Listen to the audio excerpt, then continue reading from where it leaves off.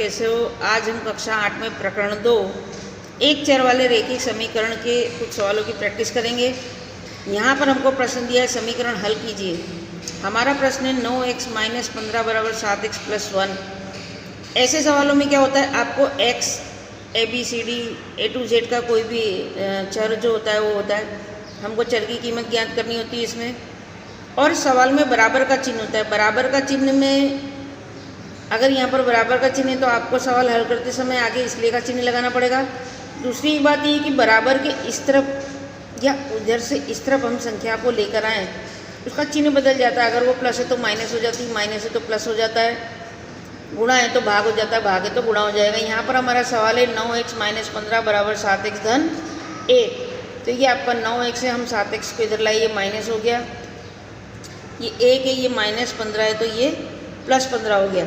अब हम सजाती पदों को घटा देंगे। 9x में से 7x गया, हमारा 2x आया।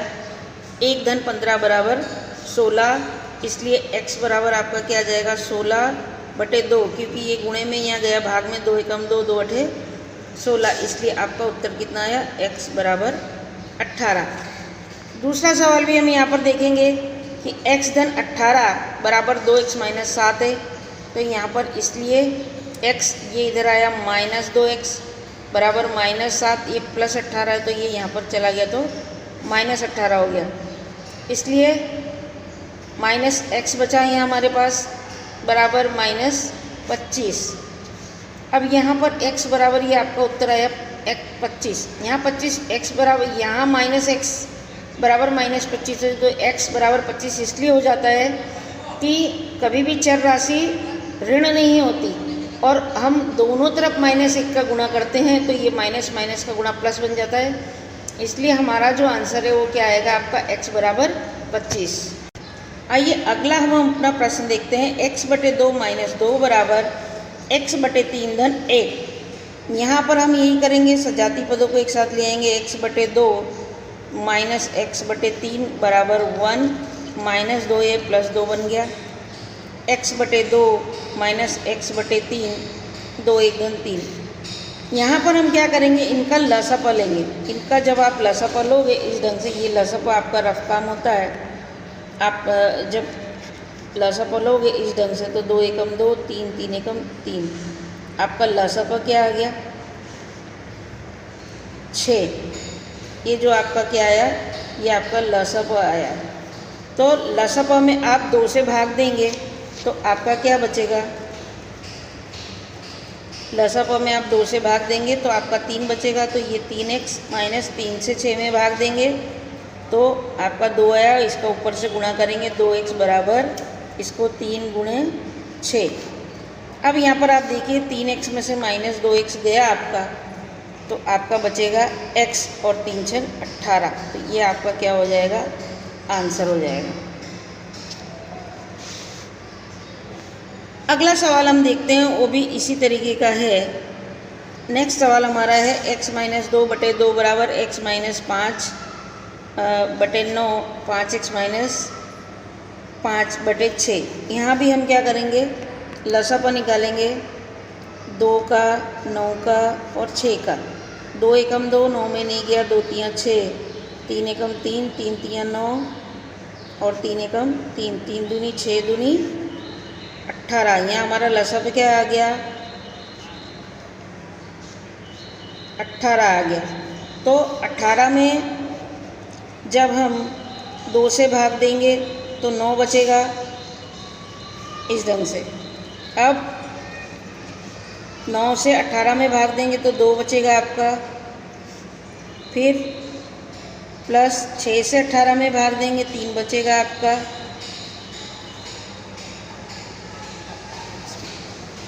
अब यहाँ पर आप देखिए कि 9x - 18 बराबर 2x - 10 प्लस 3 × 5 = 15x - 3 × 5 = 15। यहाँ पर हम सजाती पदों को एक साइड ले आएंगे। 9x - 2x इधर आया तो -15x। अब ये आपका -10 - 15 और ये +18। यहाँ पर देखिए ये दोनों माइनस है और ये प्लस है, आपस में घट जाएंगे तो कितना हो जाएगा आपका 15 और 2 17 में से 9 हो गए आपके -8x बचेगा। यहाँ पर आपका बचेगा -7, दोनों माइनस है, x की कीमत निकालेंगे -7/8, तो आपका जो उत्तर है वो कितना आ जाएगा -7/8।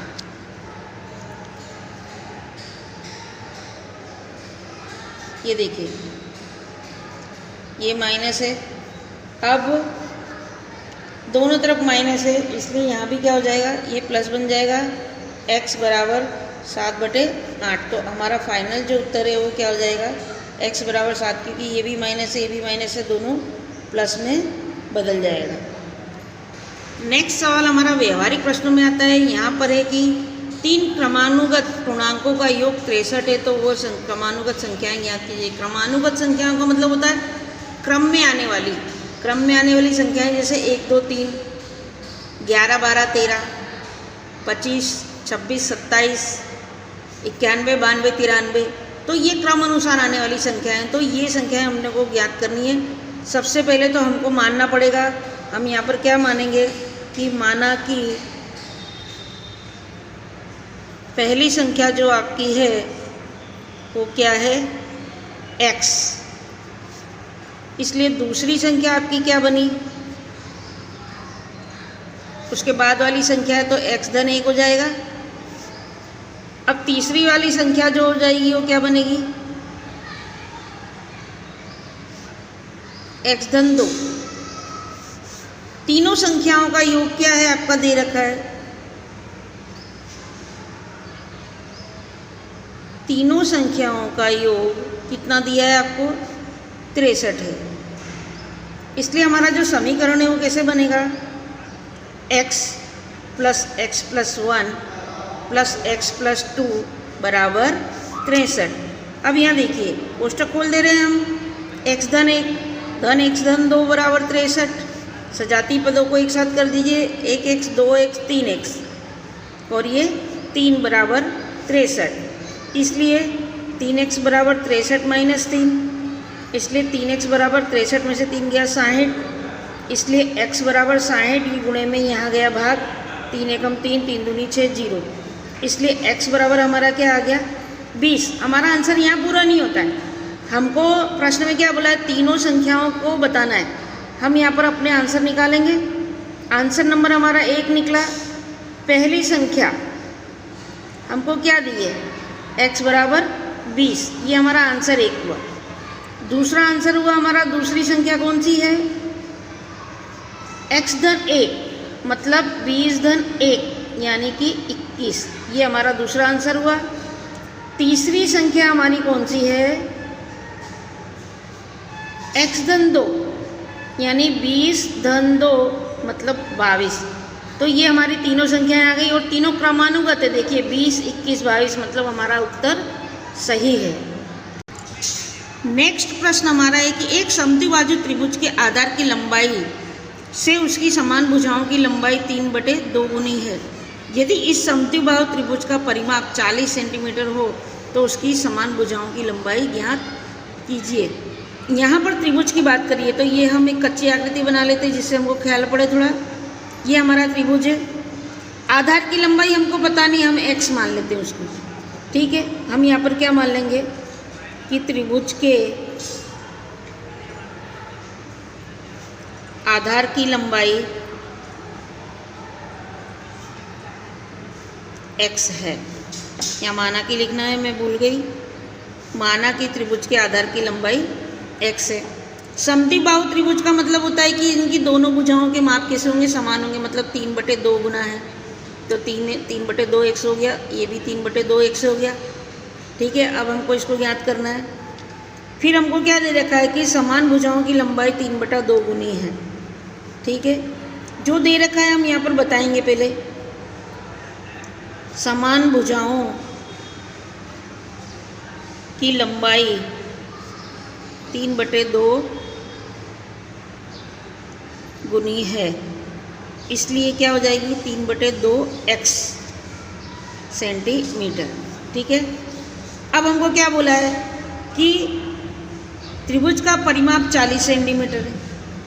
समद्विबाहु त्रिभुज है तो हम यहाँ लिखेंगे समद्विबाहु त्रिभुज का परिमाप 40 सेंटीमीटर है।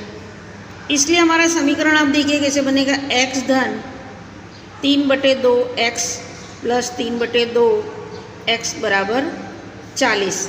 यहाँ भी हम वही करेंगे, लसापा लेंगे, कुछ नहीं है, बटे में 1 लिखा, लसापा आप निकालोगे तो 2 ही निकलेगा।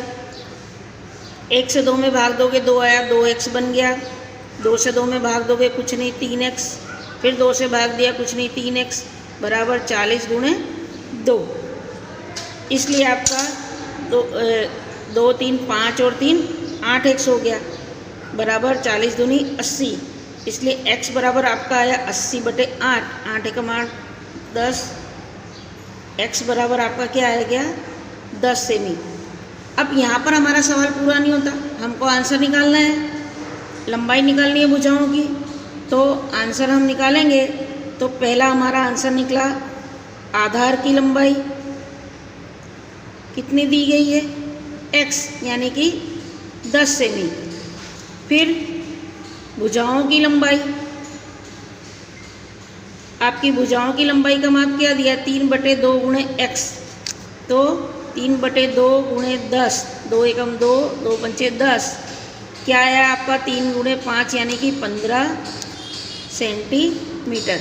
मतलब यहाँ पर आधार जो है आपका 10 सेमी निकला, भुजाओं की लंबाई जो है वो 15 और ये 15, तीनों का माप जोड़िए, देखिए 40 आना चाहिए। 15 15 30 और 10 40, मतलब हमने जो उत्तर निकाला है वो हमारा सही है। समीकरण के सवाल में एक खासियत होती है कि आप जो समीकरण बनाते हैं, ये हमारा समीकरण था तो उसका आंसर आपको दे ही रखता होता है। इनकी कीमत बराबर 40 है, मतलब इनको आपने जोड़ा तो आपका 40 उत्तर आना चाहिए। इस प्रकार से हमको आंसर पता ही चल जाता है, तो हमारे सवाल गलत होने के चांस नहीं होते हैं। आई होप ये सवाल आपको समझ में आए होंगे। Okay, thank you so much.